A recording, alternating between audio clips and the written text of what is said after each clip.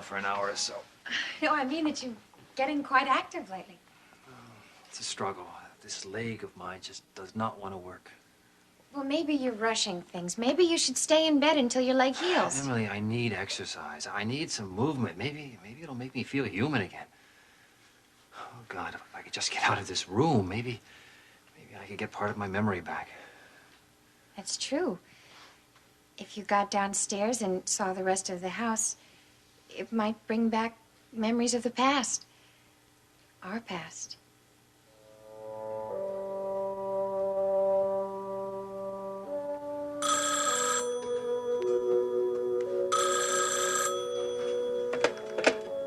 Gault residence? Who? Oh, yes, just one moment, please. Dr. Wellman, for you, Doctor. Thank you, Molly. There you are. Good morning, Neil. You're an early caller. I'm an early traveler, too. I'm at the depot right now. What depot? 20 minutes from your house, Leo. Thought I'd drop in and see this interesting amnesia patient you've got.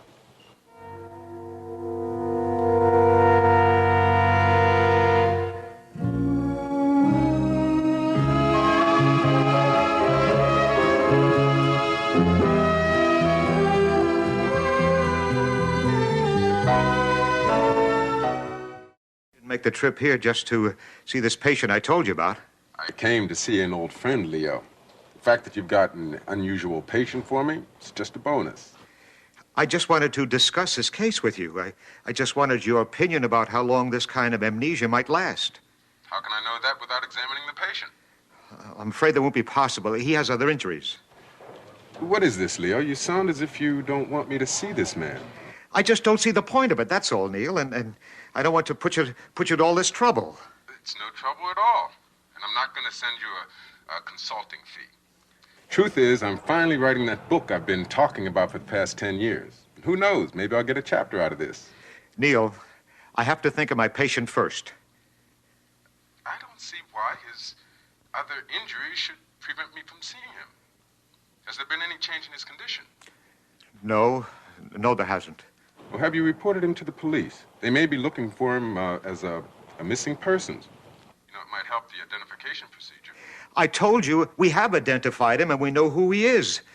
That's why I don't think it's as important. It's got to be important to him, Leo. And who knows, maybe there's something I can do to help him restore his memory. Neil. I'll see you in 20 minutes.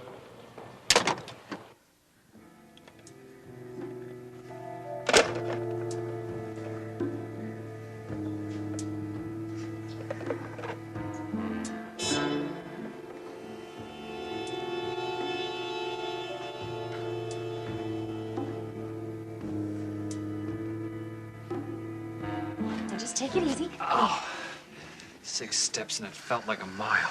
Well, you're still weak now, Kirk. Oh, no, Emily, I'm getting stronger, man. I can feel my body getting stronger, but this leg of mine is not getting the message. You know what I keep thinking about? What? A walk. A nice, long walk down an old country road. I love to take walks, too. Do you remember the walks we took together? Of course you don't, I'm sorry. Well, when we took our nice long walks, we had a reason. We wanted to get as far away from the house as possible. Yeah, so your mother and father wouldn't see us? Right. But I never felt there was anything sneaky about it, because it was always... well, it was always innocent. Well, I guess we were awfully young back then. You know, it took you weeks to even hold my hand. And the first time you kissed me... oh, I don't think I'll ever forget that moment.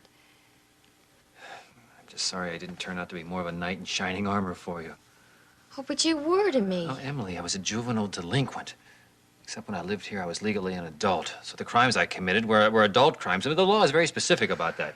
You sound as though you know something about the law. law. Maybe I do, Emily. And I probably learned it the hard way. Oh, don't say that. Emily, you don't know where I've been or what I've done for the last 10 years. I don't know. Hush, hush. Now, never Emily, mind I feel about like it. I'm banging around in a fog, and I'm trying to find a light. Emily, that carousel lamp. Yes, what about it? I don't know. It seems so familiar to me. Well, that's That's a start, isn't it? You finally recognize something in the house. Of course, it wasn't always in this room. It used to be in my room when I was a little girl, but when I was about 13, I thought it was too childish for me, so we brought it in here. But you do remember seeing it? Maybe maybe it was something I had when I was a kid. I don't know. I just don't know. According to Cliff Nelson, Logan won't be too unhappy if he leaves. However, nothing will be final until I have a chance to introduce Cliff to some of my clients. Well, I just think it's so ironic that the very person who prosecuted Draper is the one who's going to replace him at your office. Does that disturb you, Nancy? No, as long as he's capable of handling the job. Besides, nobody's going to replace Draper. Good morning, April. Morning. I'm sorry I slept so late. Well, let me get you some breakfast. Oh, no. Don't be silly. You and Mike have to get to work. I'll fix myself something later. Well, would you like some coffee? I'd love some, thanks. Help me pry my eyes open. Oh, didn't you sleep too well? Oh, I slept like a log, but that started about 5 a.m. Well, then why don't you go back to bed? Nope, because all the things I want to get done, I am going to do today, including if you can possibly fit me into your schedule sometime this afternoon. I would love to come down to your office and discuss the estate. Well, as it turns out, one of my clients has canceled an appointment, so I will have time. And there is something I want to talk over with you concerning Elliot Dorn. Elliot Dorn? Yes. There's something you have to know, April. I've got that. Hi, Miss Well, Raven, hello. Is it April here? Yes. Hi, April. Please don't be mad at me. I know I shouldn't have just barged over, but I just had to see you.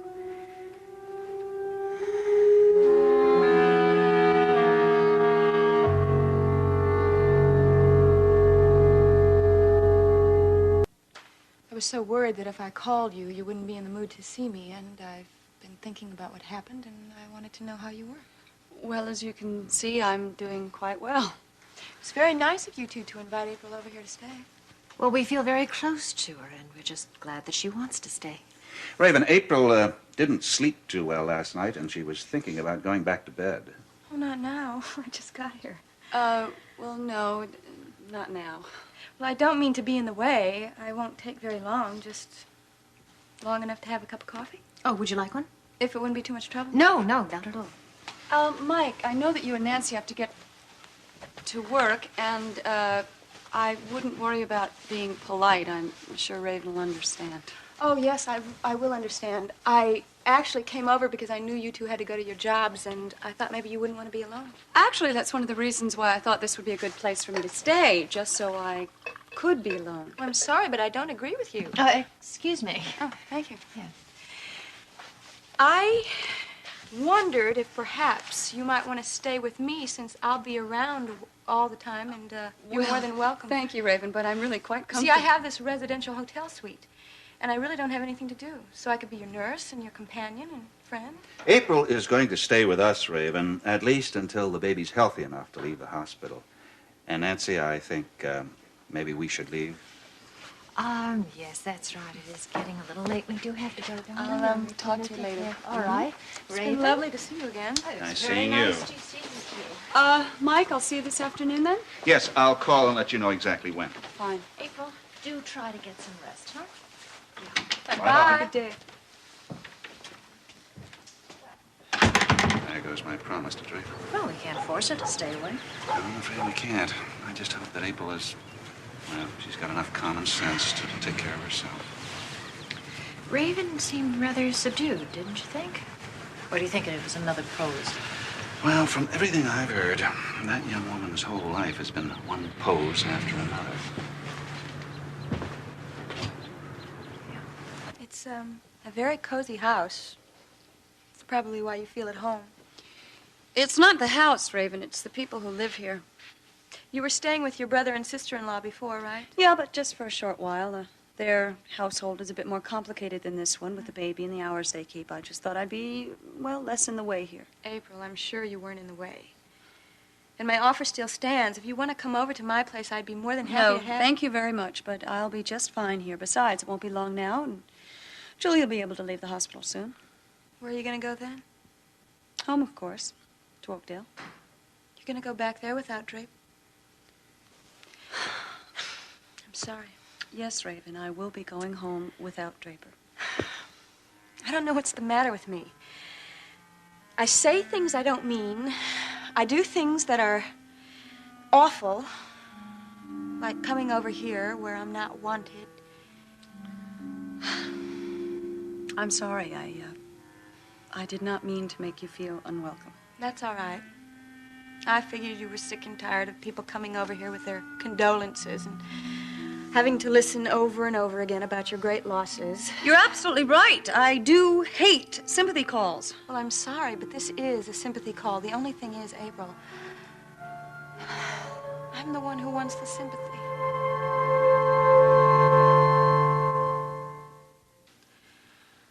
I have been desperate to talk to somebody.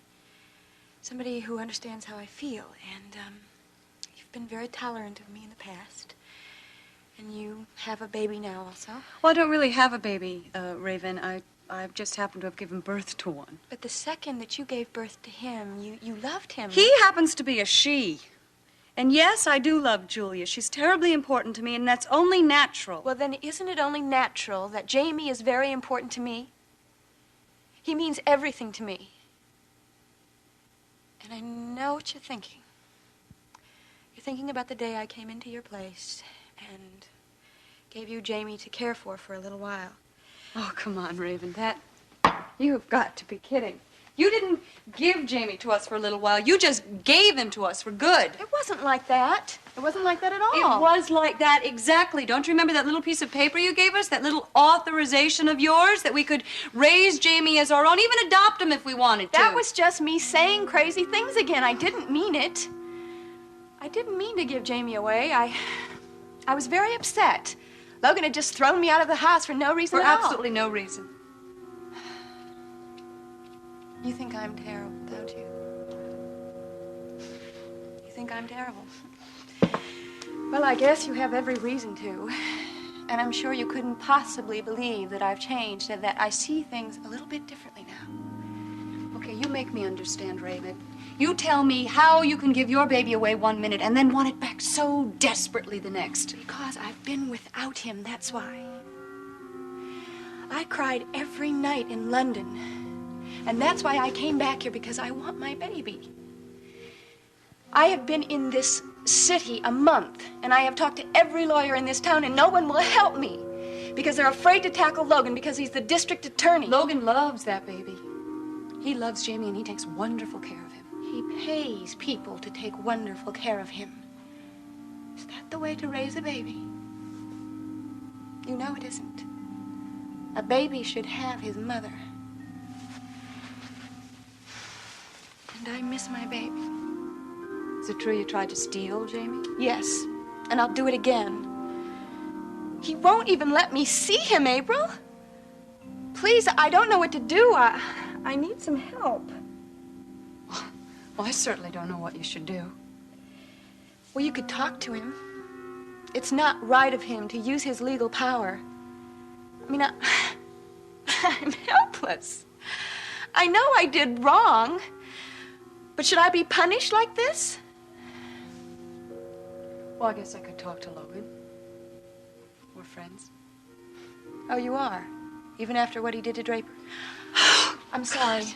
I'm sorry. I know you've forgiven Logan. Even after everything that's happened, I still love Logan. And even if everything doesn't work out with the two of us, I want my baby back. Look, Raven, I can talk to Logan, but that's all I can do. I didn't mean to give Jaimey away.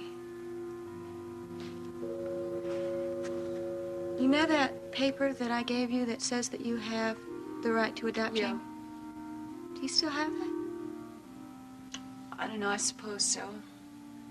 at the house in Oakdale.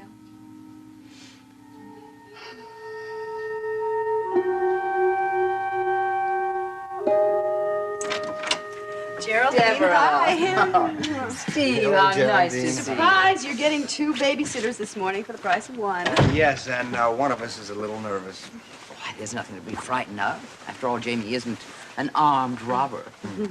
I think it's very kind of you to do this for us. Well, unfortunately, I'm gonna have to leave at 11:30 because I have to get back to headquarters. Yeah, we've had a lot of men down at the department come down with the flu, so our assignments have been rearranged. But someone will be with Jaimey until 5, won't they? Yeah, I have the 12 to 5 shift. Yeah. I was hoping I could show Steve some of the ropes between now and then. Don't you mean the diapers?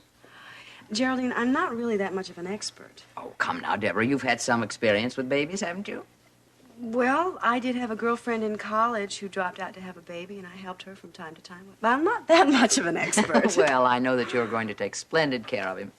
In any case, I'd much rather have you two, because I don't know Mrs. Cobb. Now, don't worry, Geraldine. We'll do the best job we can. I want you to know, though, I am a little nervous, so I may not know which end of the baby is which. Fancy that. Let's go say hello, shall we? Jaimey, we have visitors. Hi, Jaimey. How are you today? Huh? Oh, look at him. Come here. Oh, hello. Oh, big boy. This is Steve. Steve, this is Jaimey. Howdy. Hello. How are you? I think you are wet. Again. Well, here, I'll tell you what. This is, I guess, just as good a time as any to show you how to change a diaper, huh? Yeah. Can you get me something? A diaper and a little wet thing? Yes, this here. Something. One of these is a diaper, yeah, right? Fine, yeah. Now, Jaimey. Okay, this is a first for me, too. Okay. What's that? First of all, you...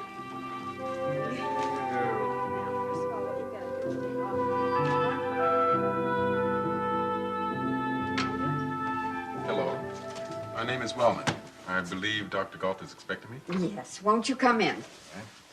Leo, how are you?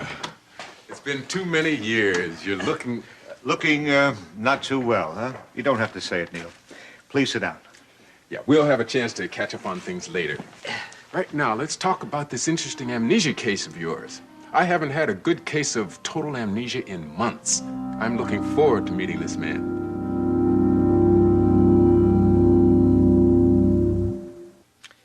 Neil, would you like something to eat? Maybe some coffee. I'll bring you some. How do you take it? Cream, no sugar. Fine. Thank you. I got something to eat on the way. Didn't want to put you to any trouble. I'm the one causing you the trouble. Not at all.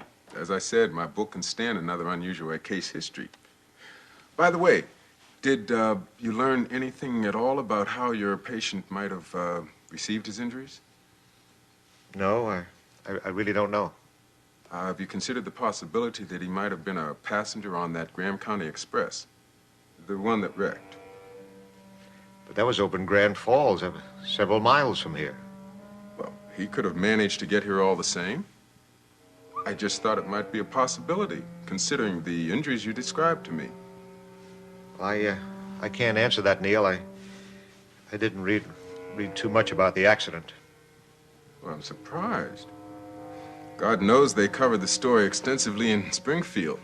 Of course, there were some dramatic sidelights to the derailment. You must have read about the young attorney who was heading for prison. No, I didn't read about that. Well, his name was Scott, Draper Scott. Very ironic circumstances, really.